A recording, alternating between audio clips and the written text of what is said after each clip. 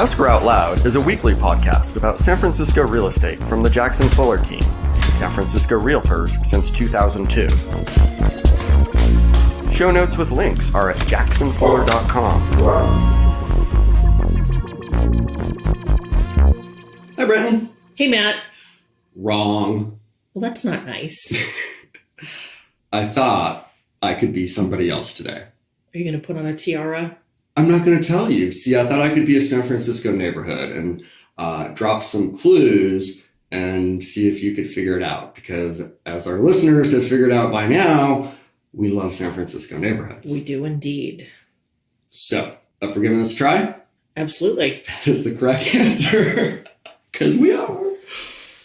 Donald Trump Jr.'s current girlfriend and former Fox News personality once lived in the neighborhood with our current state governor. So Gavin Newsom's ex-wife is dating Donald Trump Jr. Her name is Kimberly Guilfoyle. All right. And they once were a thing and lived happily in this neighborhood. They did. All right. You ready for another clue? Lay it on me. A neighborhood park began as a rock quarry and was transformed into a park by the same individual that designed Golden Gate Park, John McLaren. I wonder which park that is. Is that Alta Plaza? You are correct. It is. I know my neighborhoods. Alta Plaza. All right. Another neighborhood park was once home to the first, I kid you not, astronomical observatory on the West Coast. It was built in 1879 and maintained for 20 years. Interesting. What's another park in this neighborhood? I don't know. I'm going to go with Lafayette Park. That is the correct answer. Isn't that wild? That's crazy. I had no idea. I didn't either. All right. In this neighborhood, we have the most expensive stock cooperative home to ever sell in San Francisco, but not the most expensive condo. Interesting. The plot thickens. All right. In this neighborhood, Alma Spreckels once built a massive home, you could truly call a mansion, on a lot that is also massive. It spans from the front of one city block to the back of the next. How massive is that, Brenton? That's really massive. It is so massive that the current owner, a famous author, once made the local paper for having street parking permits for just 26 cars. That's a lot of cars. And I remember when that was in the news. It made a change. It led to a change in the parking permit rules in like 2001 or 2002 or something like that. Yes, it did. And I remember that was Danielle Steele. That is correct.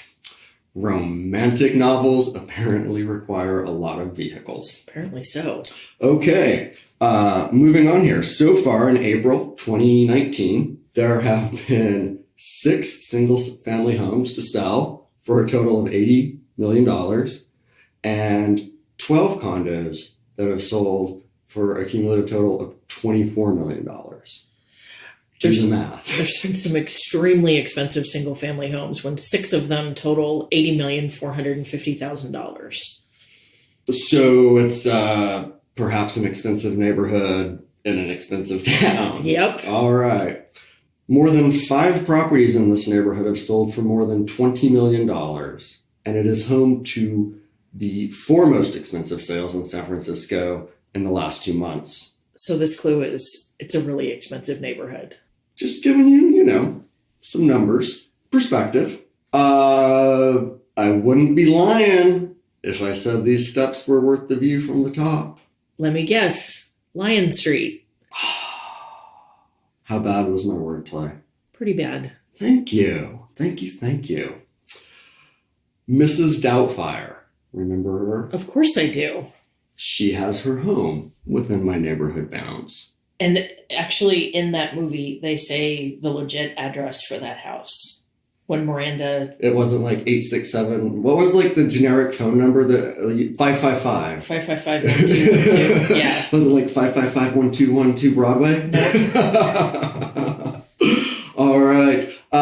Some other notable neighborhood residents, just, typical job descriptions: oil heirs and heiresses, Fortune 100 software CEOs, and the titans of finance. There's some extremely wealthy people in that neighborhood, obviously.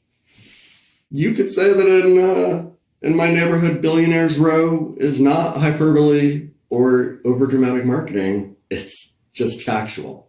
That it is a fact. All right, so those are the 10 plus 1 clues I offer you to figure out what neighborhood I am.